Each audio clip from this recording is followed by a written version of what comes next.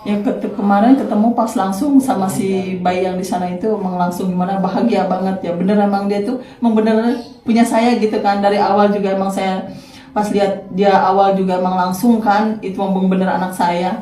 Ya kemarin juga seperti itu sama, nggak dibeda-bedakan lagi ya, emang perasaannya saya emang udah menunjukkan bahwa si dia itu baik saya gitu. Jadi bahagia itu sama seneng ya udah campur aduk deh.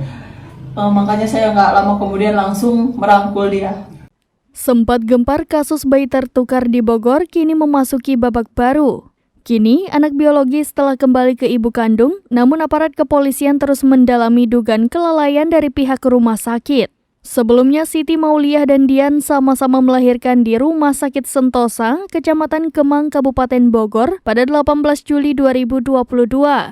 Siti merasa ada perbedaan dengan bayi yang ditemuinya di hari pertama dengan hari kedua, terutama di bagian rambut. Polres Bogor, Jawa Barat memastikan akan tetap mengembangkan kasus tindak pidana dugaan kelalaian rumah sakit tempat 2 bayi tertukar setahun lalu.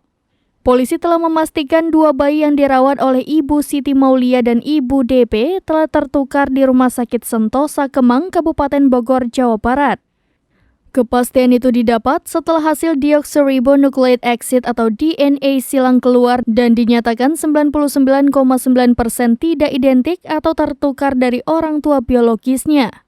Setelah hasil tes DNA silang kedua ibu bayi diketahui, polisi tidak menghentikan penyelidikan terhadap pihak rumah sakit yang bertanggung jawab atas kasus tertukarnya bayi tersebut.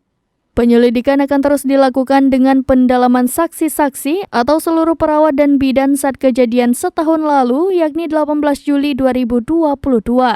Hal itu dilakukan untuk mengetahui penyebab 2 bayi laki-laki itu tertukar usai dilahirkan sehari di rumah sakit tersebut. Tak hanya itu, penyelidikan ini juga terkait penegakan hukum dan pertanggungjawaban atas dugaan kelalaian yang menyebabkan bayi tertukar.